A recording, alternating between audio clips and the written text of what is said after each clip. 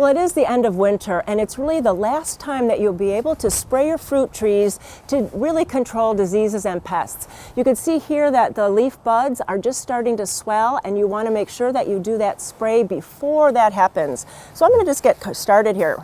Right, and the product that Judy is using is a nice spray that will take care of just the bugs. So it's coating the trees to protect against the eggs and the bugs. So if you have a smaller tree like this that you can spray on there, works great. But if you have a larger area, the Bonite also has a product that's a hose end sprayer.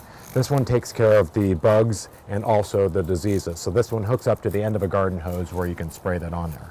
So the nice thing about these is, by looking at the shoulder, is have this light tan color, lets you know that's a natural product. And so Judy is now coating the entire tree with this product, which is pretty easy to use. And you always want to make sure, is whenever you use any of these products, that you're reading the labels. And make sure that you're safety conscious, put on a pair of goggles and wear gloves. And don't forget, make sure that the wind is down when you are doing this so you don't have any drift. And for more information, you can go to gardentime.tv for all sorts of information on these products and many other products.